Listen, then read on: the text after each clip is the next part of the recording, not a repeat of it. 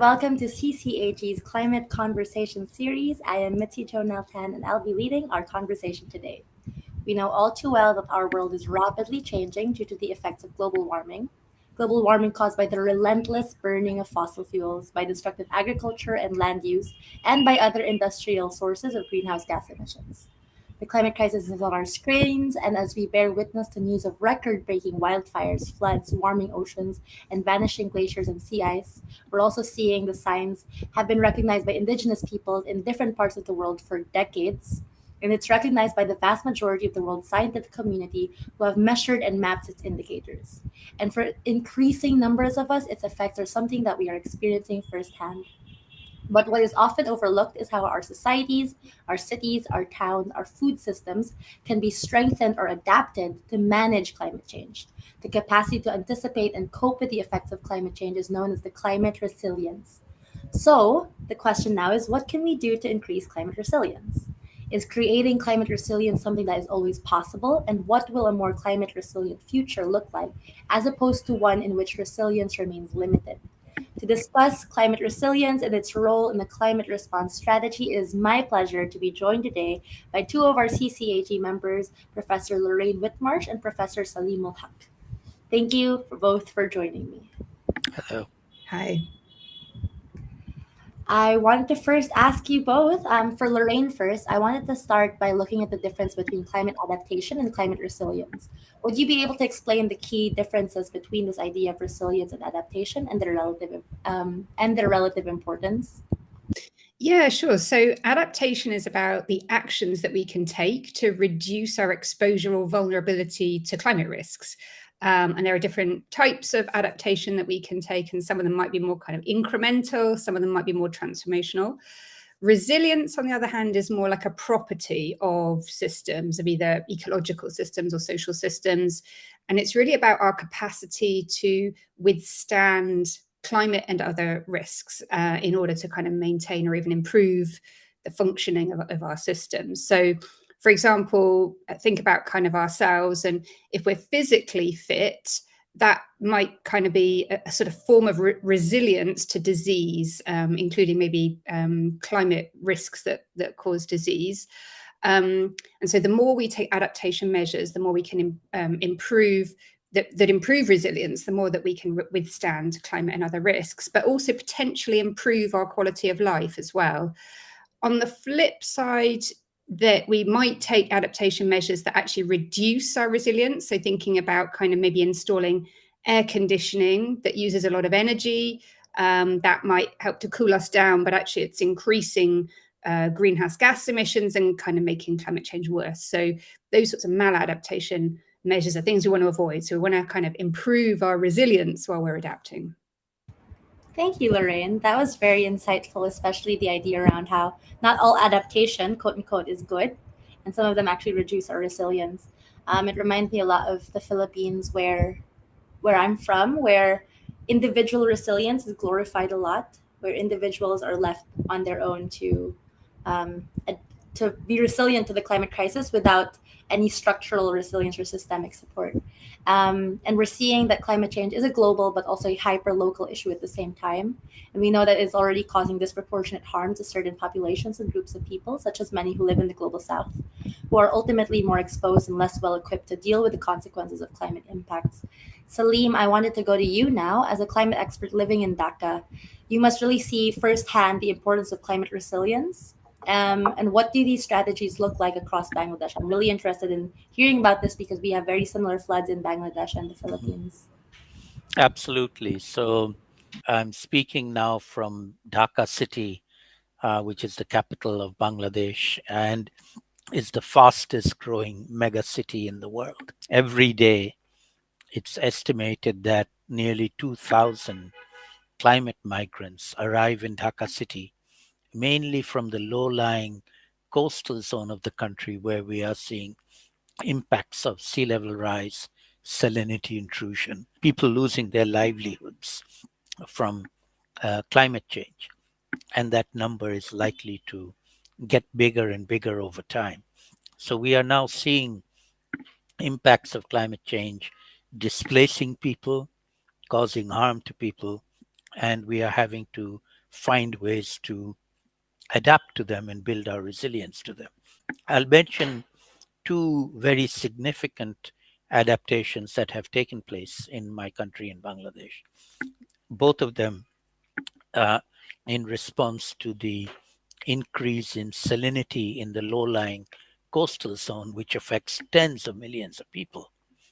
The first is in the agriculture sector, where our rice research and other agriculture scientists have come up with varieties that are tolerant to higher levels of salinity. And these salt tolerant varieties are now being grown by millions of farmers in millions of hectares. And even though they're more expensive than the traditional varieties, they're able to survive this salinity in the soil. And so farmers grow them. But there's a limit to how much the salinity is actually increasing faster than the plant breeders can breed varieties. And so it's a catch up, but losing catch up game. Adaptation cannot bring you all the solutions. It just minimizes the impacts and buys you time to take actions. The second one is with respect to drinking water, which is a problem during the dry season, a few months in winter in that region. If you and I were to visit and drink the water that people have to drink, it actually tastes saline, a little bit salty. The human body, the normal human body, healthy human body, can tolerate a little bit of salinity in the water. But some people can't, particularly pregnant women. Causes hypertension that then leads to preeclampsia, and there are quite a few instances of that happening.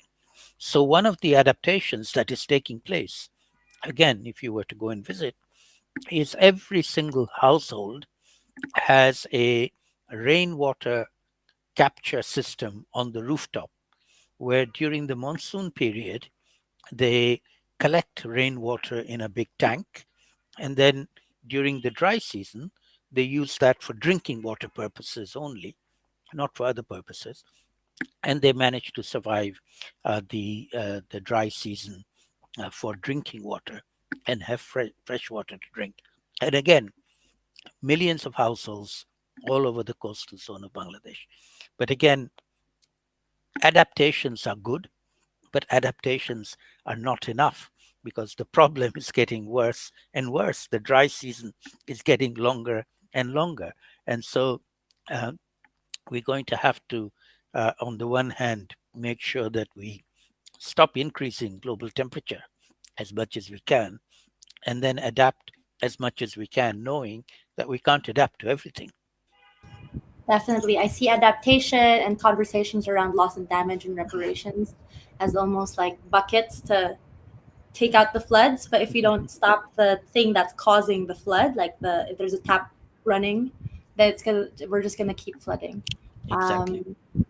And that really resonates with me, especially what you're talking about, how adaptation and resilience can be something as simple as access to drinking water, which I think a lot of people underestimate and forget. I spend a lot of time with coastal communities here in the Philippines, and it's the same as you said, where a lot of the water that's available to them is just slightly saline. Mm-hmm.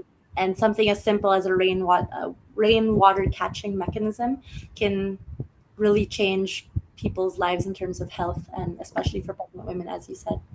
Um, and this is a broader question now, and related to that topic is, how do we make sure that we're prioritizing the well-being of people and communities most exposed to climate harm and least able to cope with it? So either of you could start. Climate change, we know, tends to be kind of a risk multiplier. So for people that are already facing problems, challenges of various kinds, maybe they have lower income, or there are kind of inequality issues, or other kind of challenges that they're facing. Those sorts of vulnerable groups tend to be more exposed to and less able to cope with climate change risks. So they kind of make life worse for people that are already not kind of able to cope well with difficulties. So, and they deepen inequalities as well. So the more I think we can think about those communities being prioritized, I think that's important. And the other thing is that the IPCC work really shows that many of the adaptation options that we can take actually improve quality of life and well-being for people and achieve wider sustainable development goals. So it's about ensuring that we have those synergies across those the goals, so that, as I say, we're not kind of making things worse in one way while we're trying to fix climate change in another. If I can jump in, Lorraine is absolutely right. So, one of the things that I have been focusing my research and work on is on what we call locally led adaptation, working with the most vulnerable communities, because they need to be at the center of what it is that we want to do. And we need to work with them, we need to help them, capacitate them. And in terms of vulnerability, there's no end to who's more vulnerable than others, women more vulnerable than men, elderly more vulnerable than adults, children more vulnerable than adults, sick and others are more vulnerable. So the vulnerability categories just continue along the line, there's always another more vulnerable category. And incidentally, the vulnerability of poor people more generally than well-off people is also a fact in developed countries as well. Even in developed countries, it's the relatively poor people who are the ones who are most vulnerable, who get affected. The classic example was when Katrina hit New Orleans in the United States of America. More than 1,000 people lost their lives. Every single one of them was a black poor citizen of the Ninth Ward in New Orleans. Not one single white citizen of New Orleans lost their life in Hurricane Katrina, and that's a universal fact everywhere. Exactly. I think that's something that's often left out of the conversation, that class inequality aspect, where there are people in the global north or the developed rich countries that are more impacted by the climate crisis, in the same way that there are people in countries like the Philippines and the global south that aren't as impacted by the climate crisis and even benefit from the destructive practices that lead to the climate crisis because they profit from it as well. And I think understanding that helps us realize really who our allies are and where the true challenges are. And so I guess that's my next question for the both of you. What do you think are some challenges that we have globally or nationally or locally in understanding both adaptation and resilience? So let me go first, Lorraine, if that's all right. Um, so at the global level, and I've been involved in, the global negotiations for the last 30 years at the conferences of parties of the UN Framework Convention. We tend to structure everything in terms of governments of countries. So there's nearly 200 countries in the world. All governments come together. They they have achieved a number of agreements, the UN Framework Convention being one, the Paris Agreement being the other. But unfortunately, even though we managed to get agreements to do things, these leaders then go home and they don't actually do everything they promised to do. And to me, that's really, we have to stop putting all our faith in our leaders and put more faith in ourselves, in citizens and people, and particularly young people, and become active in tackling climate change together and thinking of ourselves as citizens of planet Earth first, rather than citizens of Bangladesh or UK or Philippines second. But work locally, but also link up nationally and link up globally and put pressure on our leaders and politicians and other decision makers to do the right thing and show that doing the right thing is actually in the best interests of everybody. And so I really believe that if we get our act together and people power, particularly young people's power, is harnessed for tackling this global problem, then over time, we will actually be able to achieve things which unfortunately our leaders have neglected to do. I completely agree. And I think a lot of our work really is about kind of the fact that the public, it seems to be much more on board with taking ambitious action than many of our leaders.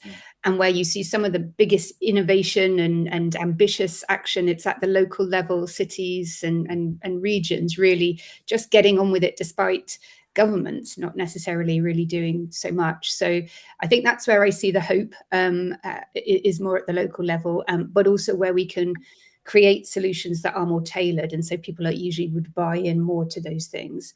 And I guess the other thing is that it's about also looking for those win-wins, those synergies with what we need to achieve more widely. So maybe sometimes the reason that leaders are not taking action that's needed is because they assume that there is a trade-off between the other things that they want to achieve socially. But actually, again, a lot of the work that's been done by IPCC and others shows that if we want to improve quality of life, if we want kind of economic development, if we want to protect biodiversity, if we want equality and improved health, those sorts of things, actually, if we tackle climate change, we'll get those things also. So the more I think we can align the message about tackling climate change with what leaders are also saying they're interested in, then I think hopefully we can sort of show that they need to be upping their game. I definitely agree with that, especially also with what Saleem mentioned earlier with putting communities in the center of adaptation. I think because our leaders have barely done anything for some countries will have some better. But for the Philippines, for example, a lot of our communities that have been marginalized and impacted by the typhoons have created their own measures of adaptation almost by force because they have no other choice but to survive. So that's the resilience that comes in. And then it's pushing our political leaders to have that political will. And something that a lot of young people, and something I say as well, is that our climate anxiety usually doesn't just come from the extreme weather events, but rather that lack of action from those leaders, almost seeing it like we're seeing the problems, yet they seem like they're not even paying attention to it. And that's where a lot of climate anxiety comes in. And so, Lorraine, I wanted to ask you, what role do you think climate resilience plays in helping to manage the climate anxiety that more and more people are now experiencing? Yeah, that's right, Mitzi. You're absolutely right that I think the evidence supports your observation that a lot of climate anxiety stems from the mismatch between the scale of the problem and the actions that governments in particular are taking to address it. And this feeling that as individuals, we feel frustrated and helpless to actually do anything about this existential crisis that we're facing.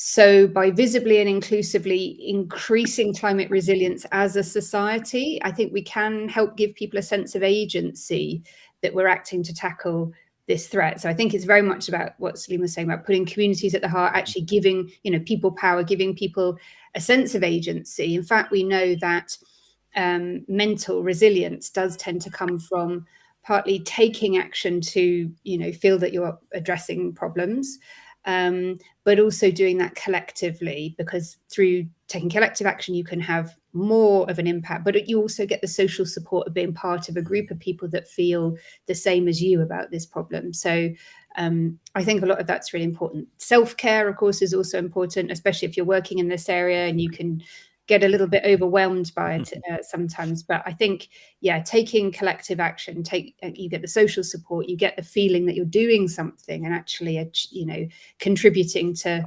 solving it rather than feeling helpless.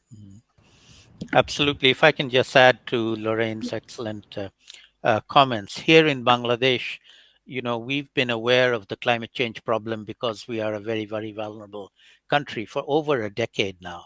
But we haven't been sitting idle. We've been working out what we need to do, identifying what adaptations need to take place, experimenting and piloting them, learning by doing, replicating what works and discarding what doesn't work.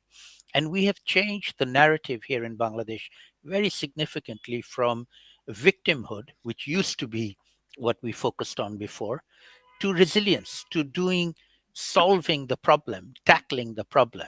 And that really does raise the level of anxiety, or addresses anxiety, as Lorraine says. When you are solving the problem, you're tackling the problem, you're working with others collectively to deal with it at local level, at national level, at global level, then that really does uh, change the attitude. From it, you may or may not succeed, but at least you're trying and you're working with others who are also trying, and that gives a great sense of collective responsibility, action, and every now and again success as well. We can actually show that these things can be done. 100%. The global south aren't just victims. Mhm. Often, when we talk about climate change, it's always about how the global north has to provide information, provide knowledge, provide financing, which they should, to the global south. But we never talk about how there's so much for global north communities to learn from communities already impacted by the climate crisis, because we've already been adapting.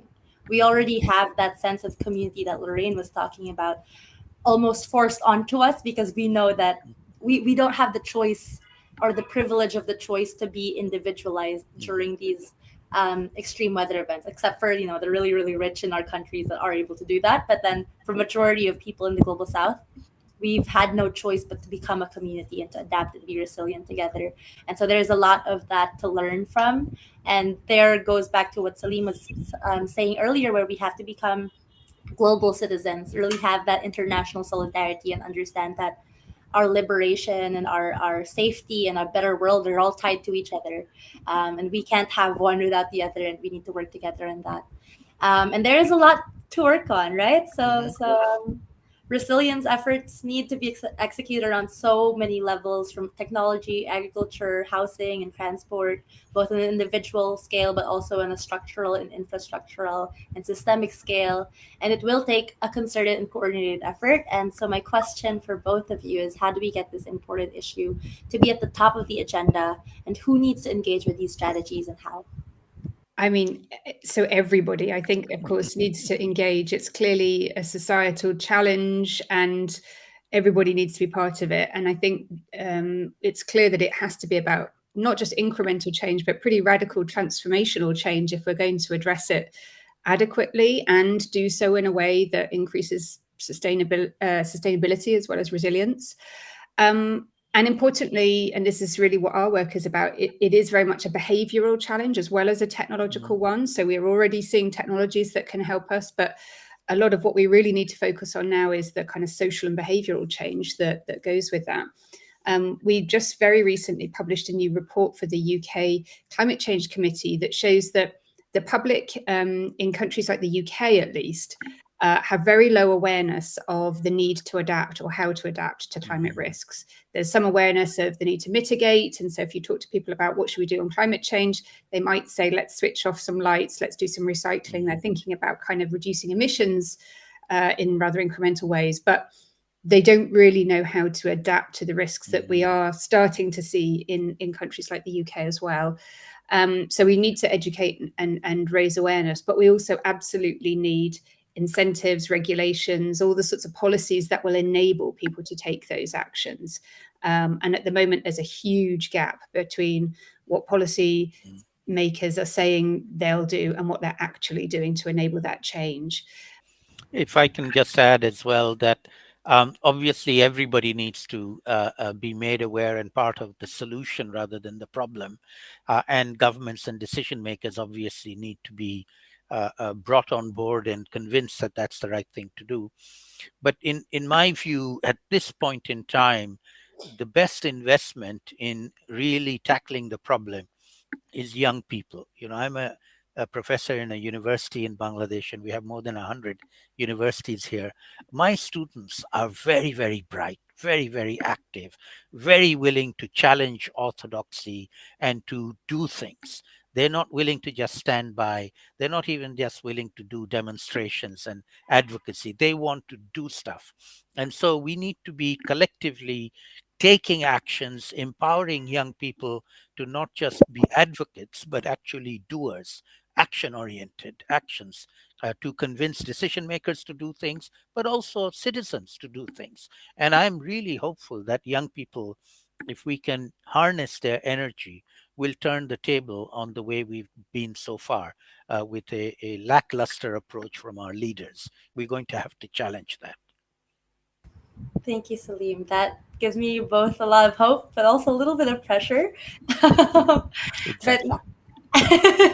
um, I echo and completely resonate with what both of you said, where it's really about empowering young people and how climate education is actually a form of adaptation and how crucial that is, because it really is the first step for people to know that one, there is a problem, Hmm. that there is something that we can do about it, and that we can be the ones to change it. And I think those are so crucial messages that we're taking away from this conversation we've had today. And I also just want to reiterate what Saleem was mentioning earlier, how adaptation and resilience are so important, but it will never be enough if we don't drastically cut down emissions, and that it is just a way for us to buy time.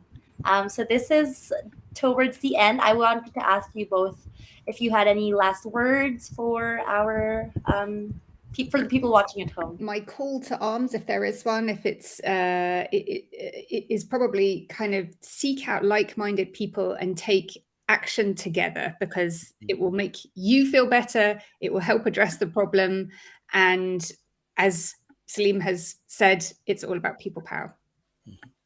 Absolutely. So, I do a lot of online talks to people around the world. And one of the benefits of the current age of the internet post COVID is we can connect across the world. And I do really make it a very serious offer to people, particularly in the developed countries who are anxious about this, to link up. You don't necessarily have to come and visit, although you're most welcome to do that, but link up with your counterparts and people in Bangladesh. In Bangladesh, where we are one of the most vulnerable countries and people are very poor, we have not lost hope. We have gained hope. We are continuing to fight, and we are confident that we will be able to fight. And we want to join forces with everybody who wants to join forces with us to take collective action, because that to us is really where the best returns on investing in learning and social capital will come from.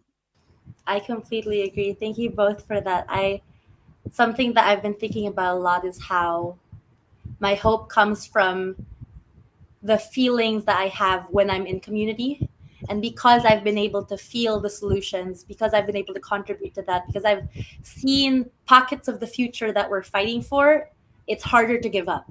Hmm. And that's why what Salim was saying, how linking up with people who are already acting and doing things will give you hope, because you almost never want to let go of that small taste of the Hmm. future that we're building. And I think that really pushes you forward. And it really reminds you that we don't really have a choice to give up hope, because to give up hope means to stop doing anything and for all of us to really just suffer, especially starting in the global south. So it really is about collective action, about coming together, people power, and raising awareness as the first step, but then moving and turning that information into action, as both Lorraine and Salim have mentioned. Thank you both so much for Thank joining you. me for such a crucial conversation. It was so lovely to talk to the both of you, and thank you to everyone at home for watching. Please help us drive home this urgent need for climate action, for adaptation, resilience, by sharing the video with your networks. Until next time. Great. Thank you, Thank Mitzi.